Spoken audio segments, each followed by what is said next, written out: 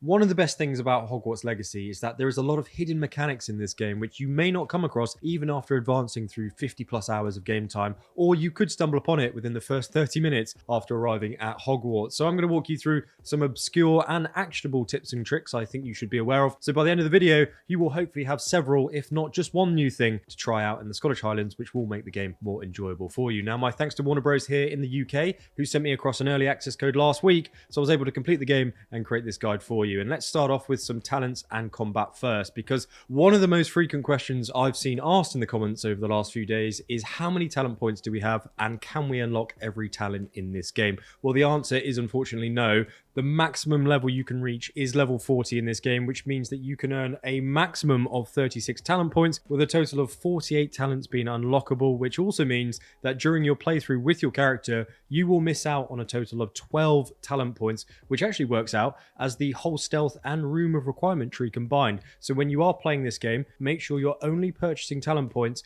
you know will benefit your own playstyle, because they also cannot be refunded. But as I just mentioned stealth there, I do want to bring your attention to the Petrificus Totalis spell, which is the body binding curse. That is an essential spell and can only be activated when you're in stealth. In fact, you can actually cast this spell and one-shot an enemy after casting the Arresto Momentum slowing spell in combat. You just need to approach them and wait a few seconds for it to activate, which is quite cool. Now, you can unlock this spell through Madame Kagawa's second broom class assignment, and you don't need to slot the levitating charm Wingardium Leviosa into your spell diamond, which takes up valuable space, as Accio automatically transitions into that spell if you hold it down for long enough. So after you unlock this through Professor Garlick's first class assignment, I believe, don't bother equipping it, as you get 2 spells for the price of 1 here. Now, speaking of spell diamonds, you're going to come across enemies throughout the game who throw up color-coded shields, which you can only break through by using color-coded spells against them. Purple being force, red being damage, and yellow being control. So with that in mind, it is important that you organize each of your spells in a way that mirrors each other. So for example, every left slot on each of the spell diamonds contains a red damage spell, which means every time you do switch your diamond, you know you will always have a red damage spell socketed in that left spell diamond, and that allows you to improve your muscle memory with the game, which makes it more enjoyable and fun to play, because you're not always eyeballing the bottom right hand corner of the screen every 10 seconds. Now, if you are interested in the dark arts, make sure you unlock the Crucio Mastery spell in the dark arts talent tree after completing Sebastian Salo's questline, as well as the Avada Kedavra Mastery talent, as they are ridiculously overpowered, because once you hit an enemy with a basic spell shot after they have had Crucio cast upon them, all other enemies will be cursed in the vicinity, and if you then cast the AK spell on one enemy, everyone else will die instantly, which, as you can see here, is outrageously fun if you do get it right. Now, if you're also farming the combat challenges in the menu for those rewards, a good tip from James and Nika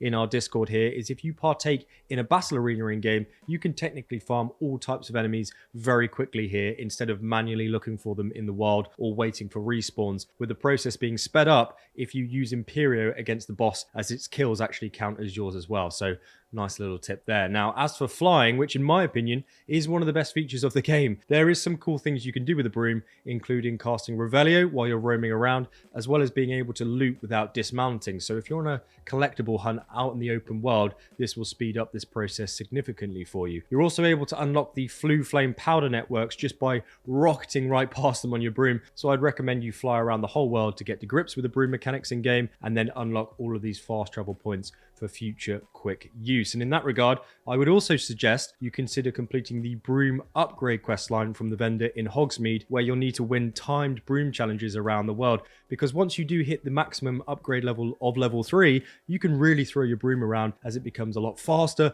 and way more responsive, as you can see here. And this makes me want a Quidditch game even more now, because all the ingredients are here for it. We just need them to make that cauldron cake, but hopefully we will pick that up in a future DLC expansion. But another simple tip, which I did not utilize early enough in the game, is when you want to dismount, don't just use your controller joystick to aim yourself towards the ground, but rather hold the circle button or dismount button, which will then speed this process up for you significantly. And speaking of which, you can also dismount and mount in water and land directly in the ancient magic hotspot puzzles without the need to climb walls to initiate them, as well as being able to dismount when you're mid-air after jumping off a cliff or ledge. And the same thing can be said when you unlock the Swift talent that allows allows you to apparate or disapparate around the world, which you can then do to jump off cliffs to get a little bit of room and then mount up quickly after, which I think is a very cool set of animations there. And whilst we're talking about this Swift talent, do consider spamming it when you're in quests where you can't mount to go faster, or areas like Hogsmeade. It's actually quicker than sprinting, so you can get around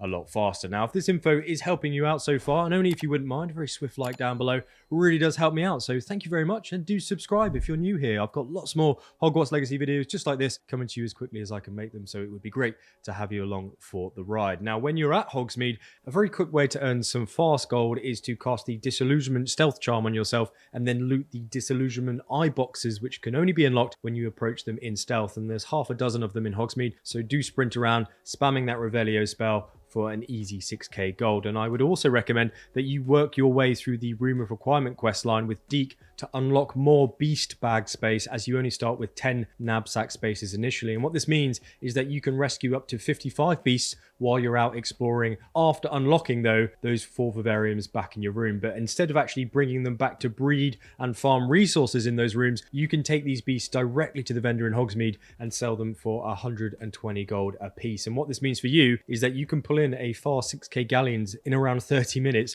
just by rotating back and forth from these 2 puffskin dens located by the Forbidden Forest, as they are the easiest and quickest beasts to catch. And while you're in the Room of Requirement, when it does come to setting up your potions and plant tables, I would suggest you first consider purchasing the 3 medium plant pot table and the 2 large plant pot table, as well as the T-shaped potions table from Tombs and Scrolls in Hogsmeade, which allows you to brew and sew everything in game, and then you can place them in a production line, so it's really easy for you to just walk down and press the collect button when you do return to your room for that maximum efficiency. Now, there's a couple cool outfits you can earn in game after you do fly through a few hoops to get them, and the first being the awesome Captain's Quidditch robes, which will be centric to your house of choice. And I actually think this is my favorite cosmetic set in game, especially the way the robe physics operate in the wind when flying at max broom speed. But to get hold of them, you'll need to complete, find and land on the landing platforms throughout the world, and they're usually located near balloons, but not always. And you can identify how many platforms there are in each region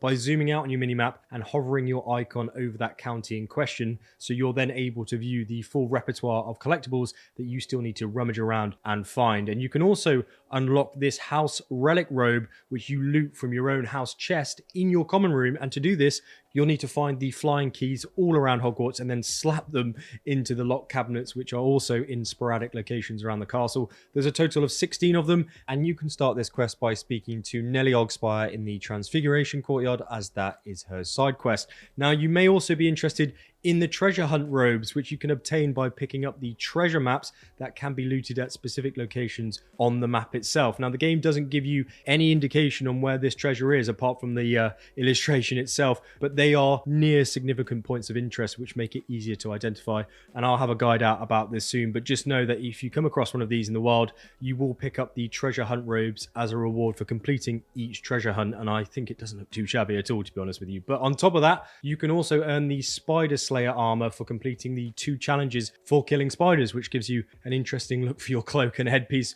which I think is good to know here, because I know a lot of people are avoiding fighting those spiders in game. But that said, I have noticed a lot of people asking about how the storylines differ throughout the game, and I just want to give you a polite yet mild spoiler alert here, just in case you'd rather figure this one out for yourself through multiple house playthroughs. But the story quests do indeed differ if you play different houses. So for example, I didn't play the Nearly Headless Nick questline, as I wasn't in Gryffindor House, nor did I go to the Wizard Prison Azkaban and see Dementors, which you can do if you're in Hufflepuff House. And there's a lot more quests and examples I could give you, of course, but if you have played through the game as one house, it is worth considering to try another to experience new content which you may not have otherwise seen. Now, the Room of Requirement is a pretty amazing mechanic in this game, and there's lots of secrets, tips and tricks that you definitely should know about it so you can get the most out of it. So click the video on your screen right now for a full breakdown, and I'll see you there in just a second. But if you're still here, my huge thank you to Nika, who has joined me in early access last week and has rummaged around the game to bring the best info for you. So Fire Whiskey is on her this time, a little bit stronger, and I'll see you in that next video.